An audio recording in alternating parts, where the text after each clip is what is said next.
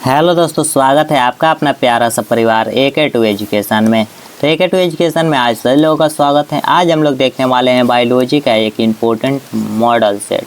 Bio का जो कि मॉडल सेट रहेगा हमारा 1। इस तरह से हम लोग मॉडल सेट सोल्व कर रहे हैं। इसके पहले भी हम कितना मॉडल सेट सोल्व किए हैं, लेकिन उस सेट नंबर से नहीं सोल्व किए हैं, ओनली मॉडल सेट नाम से सोल्व किया गया।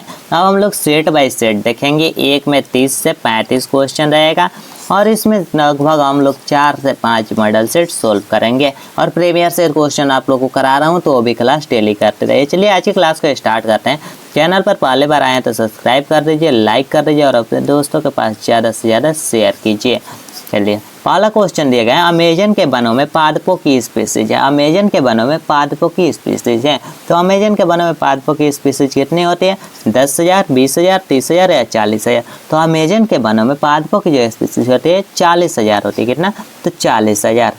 आज का क्वेश्चन कुछ थोड़ा डिफरेंट देखने को मिलेगा, क्योंकि आज जो मैं आप लोगों के लिए मॉडल सेट बनाया हूँ यह थोड़ा डिफरेंट है पहले वाले मॉडल सेट से। इसमें थोड़ा हट के क्वेश्चन इसलिए लाया हूँ कि आप लोग जो पढ़े हैं बुक उसमें से पूरा रिवीजन है कि नहीं। तो ये क्वेश्चन आप लोग को पूछा जाने वाला है, लेकिन काफ़ी इम्पोर्टेंट है। कई बार पूछ भी दिए गए। WWFN क्या लोगो है? WWFN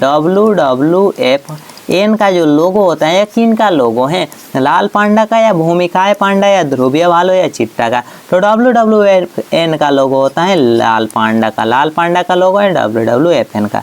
चलिए 3 नंबर क्वेश्चन दिया है, भारत में पहला राष्ट्रीय पार्क विकसित किया गया।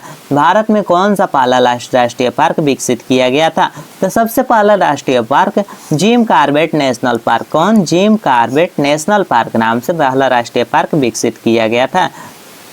चलिए अगला क्वेश्चन दिए गए हैं कि पारिस्थितिक विविधता में कौन सा मिलित है? पारिस्थितिक विविधता में कौन सा मिलित है? डी विविधता, बी विविधता, एफ विविधता या और? तो पारिस्थितिक विविधता में डी, बी, एफ सभी विविधता सम्मिलित है। तो ऑप्शन नंबर डी हो जाएगा ऑल। चलिए अगला क्वेश्चन दिया गया है कि भूमंडल का सबसे बड़ा जैव विविधता वाला क्षेत्र है। भूमंडल का सबसे बड़ा जैव विविधता वाला क्षेत्र कौन सा है? तो भूमंडल का सबसे बड़ा जैव विविधता वाला क्षेत्र जो है अमेजन का वर्षावन है। कौन? अमेजन का वर्षावन, जो कि ऑप्शन नंबर सी इसका राइट आंसर हो जाएगा, अमेजन का वर्षावन। चलिए अगला क्वेश्चन दिया गया है कि नंदनकानन चिड़ियाघर जाना जाता है। नंदनकानन चिड़ियाघर किसके लिए जाना जाता है? किसके नाम से जाना जाता है? सफ़ेद टाइगर के नाम से अगर पूछ दीजिएगा किस चिड़ियाघर को जाना जाता है, तो नंदनकानन चिड़ियाघर को जाना जाता है सफ़ेद टाइगर के नाम से। कौन? तो सफ़ेद टाइगर के नाम से जाना जाता है। काफ़ी इंपॉर्टेंट क्वेश्चन है, कई बार एग्जाम में पूछ भी दिया गया है ये क्वेश्चन। चलिए अगला क्वेश्चन दिया गया है कि शांत घाटी राष्ट्रीय उद्यान स्थित है। शांत घाटी राष्ट्रीय उद्यान जो है यह कहाँ पर स्थित है? केरल में, तमिलनाडु में या बिहार में या उत्तर प्रदेश में? तो शांत घाटी राष्ट्रीय उद्यान कहाँ स्थित है? तो यह केरल में स्थित है शांत घाटी राष्ट्रीय उद्यान। चलिए अगला क्वेश्चन देखते हैं। अगला क्वेश्चन जो कि दिए गए हैं काफ़ी इंपॉर्टेंट है कि सबसे प्रारंभिक जीव थे। सबसे प्रारंभिक जीव कौन थे? रासायनिक स्वपोषी या रासायनिक विषमपोषी या प्रकाश स्वपोषी या स्वतः उत्पन्न होने वाले? तो सबसे प्रारंभिक जीव कौन थे? तो सबसे प्रारंभिक जीव तो थे वो थे रासायनिक विषमपोषी। कौन? रासायनिक विषमपोषी सबसे प्रारंभिक जीव थे।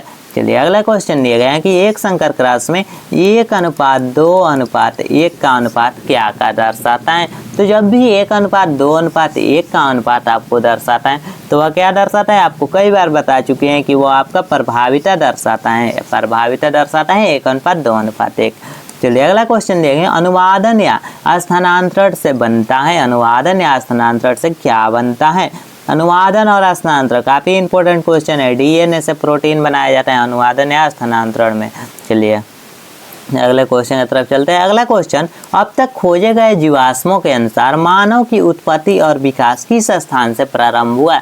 तो अब तक खोजे गए जीवाश्म के अनुसार मानव की उत्पत्ति और विकास किस स्थान से प्रारंभ हुआ? तो यह किस स्थान से प्रारंभ हुआ हमें बताना है। तो यह अफ्रीका से प्रारंभ हुआ। कहाँ से? क्योंकि अफ्रीका से प्रारंभ हुआ। चलिए अगला क्वेश्चन दिए गए हैं कि डायनासोर किस दौरान उपस्थित है? डायनासोर किस दौरान उपस्थित है? तो डायनासोर कब और किस दौरान उपस्थित है? तो डायनासोर जब उपस्थित है मेसीजोइक के दौरान उपस्थित है। कब? मेसीजोइक के दौरान उपस्थित है डायनासोर।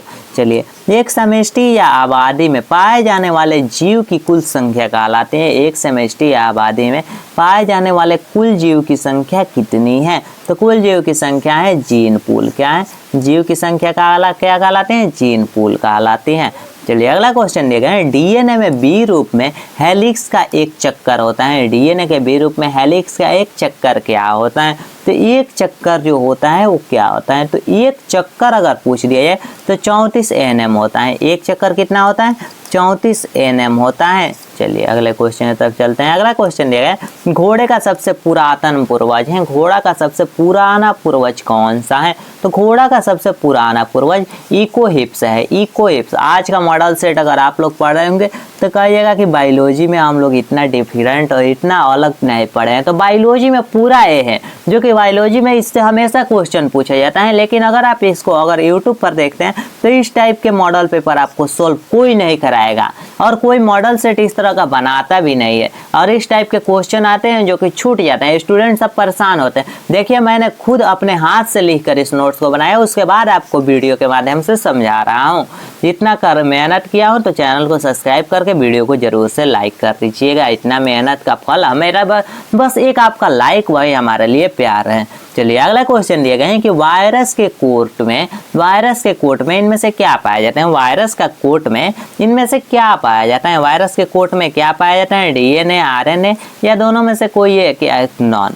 तो वायरस के कोट में जब पूछे तो इसमें कोई एक पाया जाता है। अगर डीएनए रहेगा तो आरएनए नहीं, आरएनए रहेगा तो डीएनए रहेगा।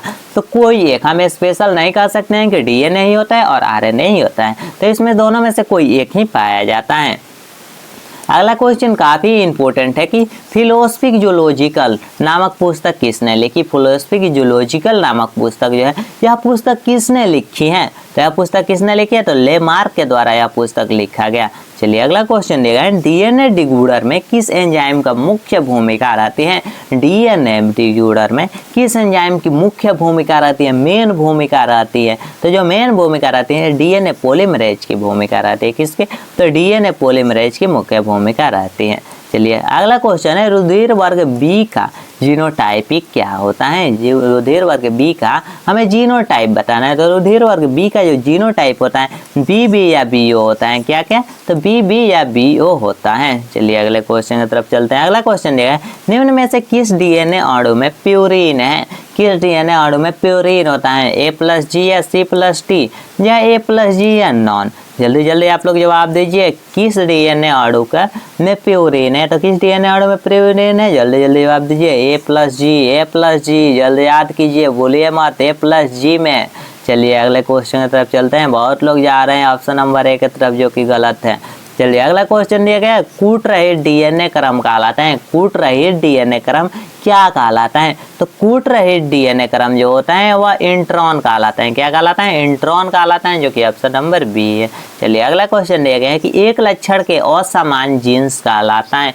एक लक्षण के असमान जीन्स वाला कहलाता है। तो एक लक्षण में अगर असमान जीन्स वाला जो होता है उसको हम लोग कहते हैं विषम जात। क्या कहते हैं? विषम जात कहते हैं। चलिए, अगला क्वेश्चन दिए गए हैं कि पुनेट वर्ग विकसित किया।